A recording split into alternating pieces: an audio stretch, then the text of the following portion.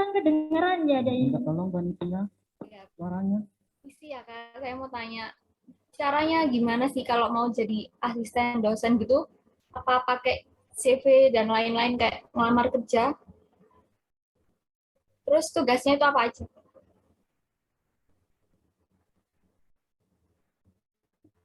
Baik, mungkin dari Mas Awalu bisa dijawab untuk pertanyaan dari Jessica yang mengenai bagaimana sih Kak menjadi asisten dosen.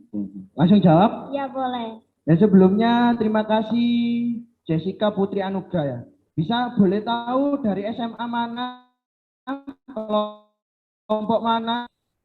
Saya dari SMK 1 Surabaya. Sekarang kelompok 6. 1 Surabaya. Ya. Surabaya. SMA. Oh, SMA 1 Surabaya. SMK. SMK. IPA. Akuntansi. Oh, akuntansi. Oh, maaf ya, nggak dengar loh saya.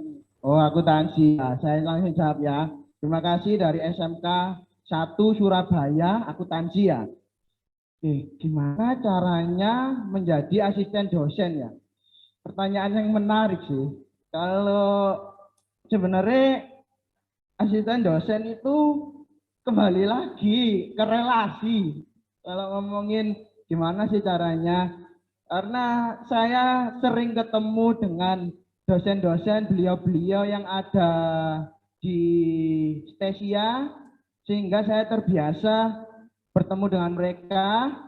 Akhirnya mereka itu kenal dengan saya. Saya misalkan maju nih tentang proposal, maju. Oh Pak, ini saya ada proposal tentang gimana ini saya adakan lomba. Aku terbiasa sering akhirnya mereka kenal di bangku kuliah juga. Saya kan kebetulan juga ketua kelas di kelas, dan juga tanpa saya mengajukan, tanpa saya itu memberikan CV ke mereka, itu dianggap saya bisa dan sesuai syarat saya mata kuliah yang dibutuhkan minimal A, langsung dipanggil. Mas Awalu, kemarin kamu dapat nilai A ya, mata kuliah ini bisa bantu enggak? Ini ada dosen ini membutuhkan asisten. Oh ya, baik, saya siap. Jadi secara otomatis tanpa saya kepada saya untuk menjadi asisten dosen. Jadi kembali lagi, semakin banyak kalian itu belajar, yang kalian dapatkan di HIMA, semakin secara tidak langsung balik ke tim studi tadi loh. Saya tidak memperkenalkan pada teman-teman kelas lain, otomatis saya dikenal sama mereka. Sama halnya, saya maju proposal, maju pengen apa di dosen, saya secara otomatis tidak pernah memperkenalkan. Secara otomatis mereka kenal dan saya dianggap waktu di bangku kuliah, saya itu bisa mumpuni dan saya memenuhi syarat dengan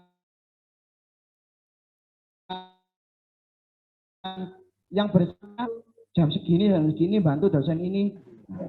Balik lagi organisasi HIMA ya, HIMA kan akademik. Iya, benar banget Mas Awalu.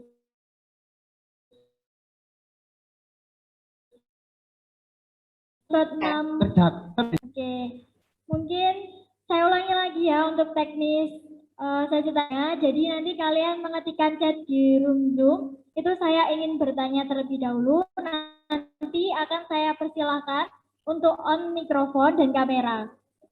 Ini sudah ada yang bertanya, Mas.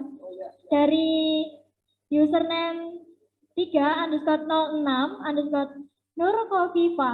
Bisa untuk on mikrofon dan kamera. Nurkofifa.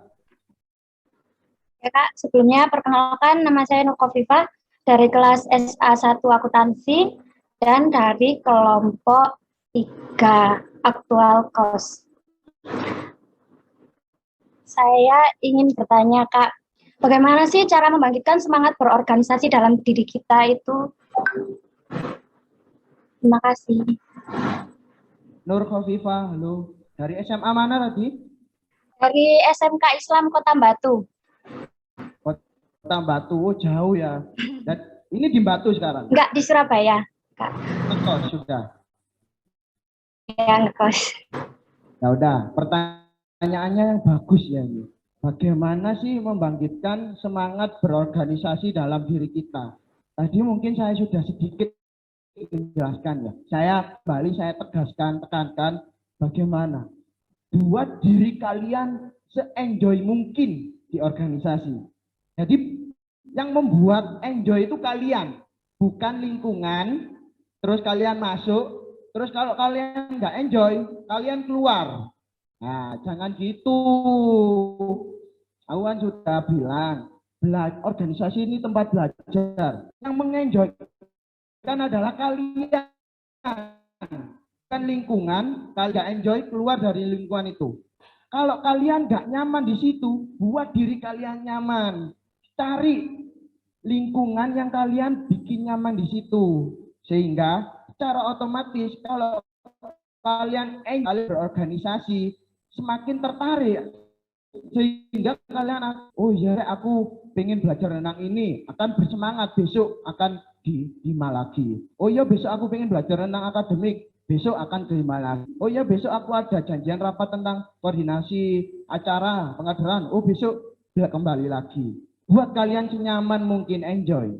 Secara otomatis kalian akan bangkit untuk mempunyai rasa semangat berorganisasi.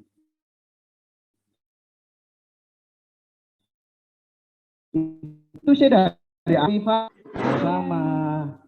Ini peserta pengadaran aktif semua ya Mas ini. Terlihat dari antusiasnya dalam bertanya.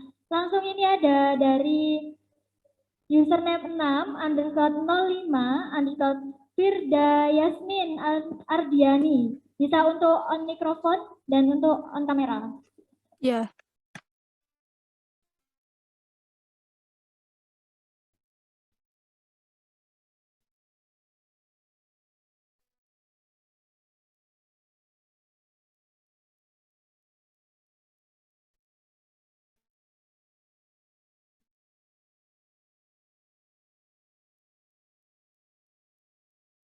Waktu SMP, SMK,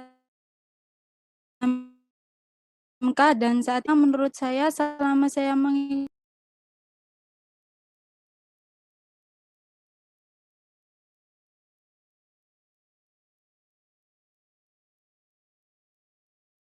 Sebelumnya Firda Yasmin ini yang mana ya? Bisa dibantu panitia. Ini dari SMP, SMA mana tadi? Saya sangat menarik sih, saya tertarik. SMP mana? SMA mana? Firda? saya dari SMP Gigi 2 Surabaya, lalu SMK-nya dari SMK Unitomo. Unitomo. Oh, belakangnya Stesia ini ya? Iya. Oh ya, baik. Pertanyaan yang bagus. Firda Yasmin Ardiani.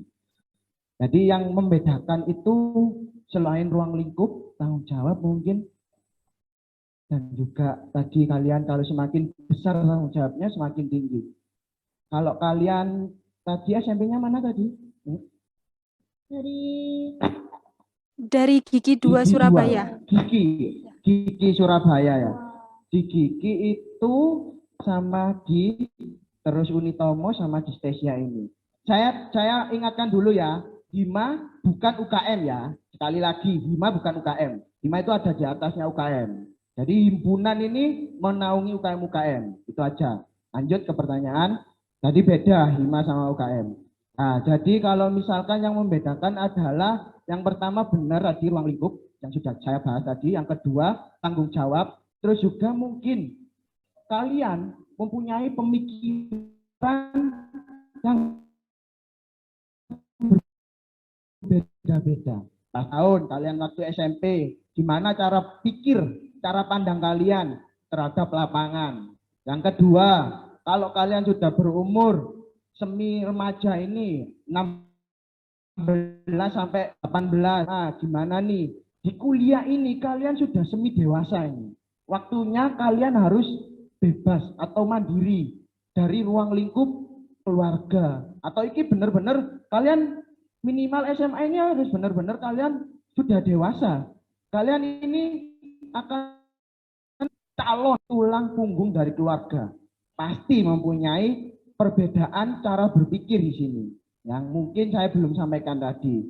Kalian ketika umur 12 sampai 15, 16 sampai 18. Ketika waktu kuliah ini 4 tahun misalkan, berarti 20 tahun, 21 tahun, 22 tahun, 23 tahun. Gimana cara berpikir kalian?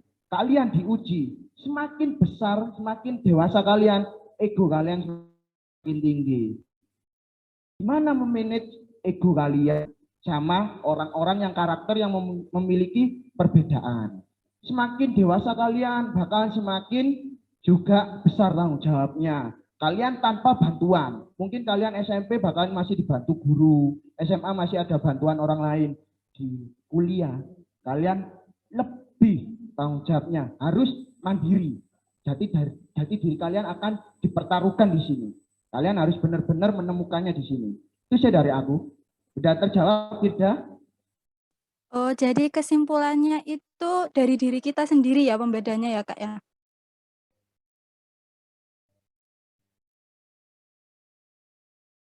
Mohon maaf, Firda, bisa diulangi? Suaranya tadi putus-putus ya. Yang dari kita sendiri.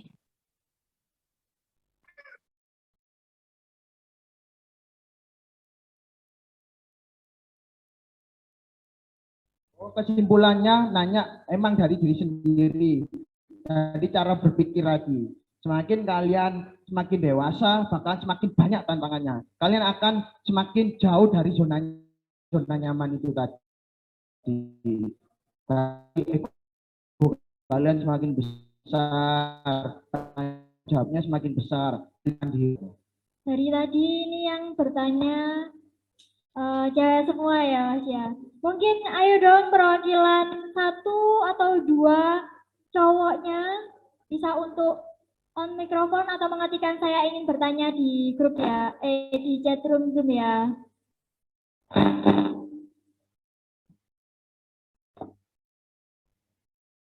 Mungkin dari ketua kelompok ada yang laki-laki bisa langsung mengetikkan chat room Zoom. Saya ingin bertanya pada chat room Zoom ya. Wah, ini untuk yang laki-laki pada sembunyi ya ini ya. Harusnya laki-laki itu punya nyali yang besar ya Mas ya. Ya udah ini langsung aja ada pertanyaan selanjutnya dari username 8 _08 Sabita Kusnul. Bisa untuk on mikrofon dan kamera. Ya, terima kasih Kak buat waktunya. Di sini saya mau tanya, saya dari mau tanya tentang tips untuk kita yang malu-malu tapi pengen ikut organisasi gitu Kak, agar kita bisa aktif dan keluar dari zona nyaman kita sendiri. Gimana sih Kak caranya? Boleh minta tipsnya dikit, karena kan beberapa masih ada yang apa itu terbata-bata untuk Tasibah Kusnul dari kelompok SMA mana? Kelompok 8 dari SMA Barunawati Surabaya. Oh, Barunawati. Oh ya, pertanyaannya meningkatkan kepercayaan diri ya, benar ya? Iya. Sama apa lagi tadi? Tadi kan kayak pemalu gitu Mas. Gimana tipsnya kalau masuk organisasi itu seperti apa? Justru ya, kalau kalian pemalu, itu harus wajib untuk masuk ke organisasi. Kalau kalian malu, terus gak ikut organisasi, ya kalau menurut saya pribadi ya, kapan kalian untuk bisa berkembang, untuk kalian itu di zona nyamannya bisa keluar. Jadi menurut saya, ya kalau kalian pemalu, kalian harus paksakan diri, kalian harus masuk. Karena bakalan akan banyak sekali permasalahan, tanggung jawab yang kalian emban, bagaimana cara mengatasinya. Secara tidak langsung, kalian ya otomatis terbiasa hal seperti itu. Otomatis kalian akan terbiasa, akhirnya rasa malu sama tidak percaya diri, zona nyaman kalian akan hilang. Karena kalian sudah aku kan tadi ngomong,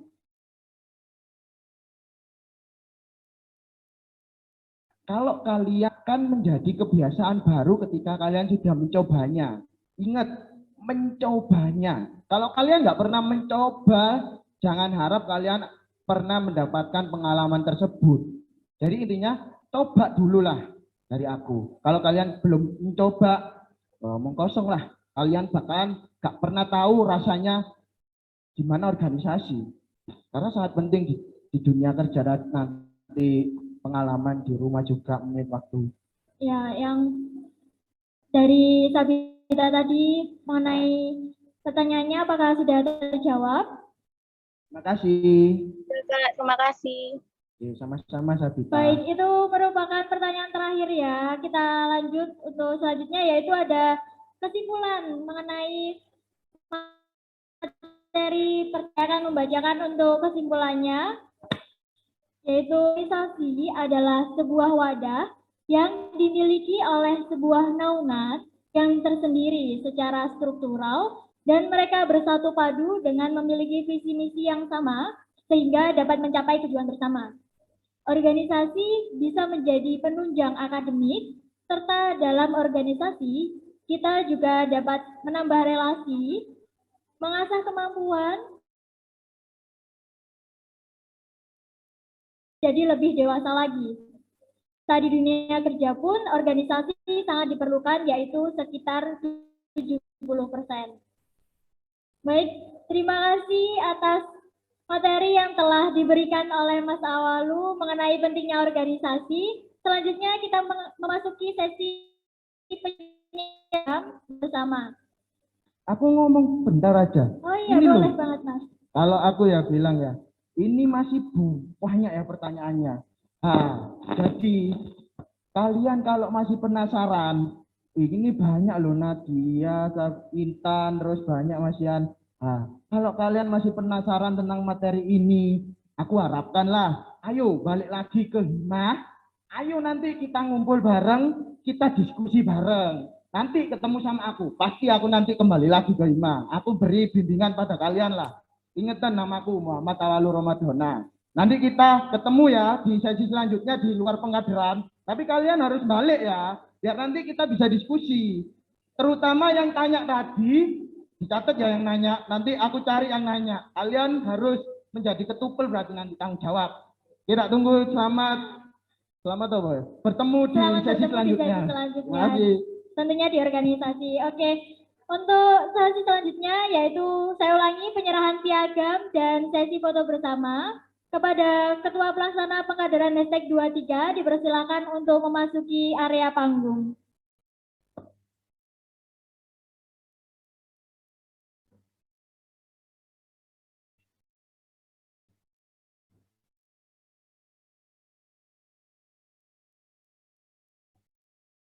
Baik, diberitahukan kepada seluruh peserta untuk on kamera karena kita melakukan foto offline dan foto online juga.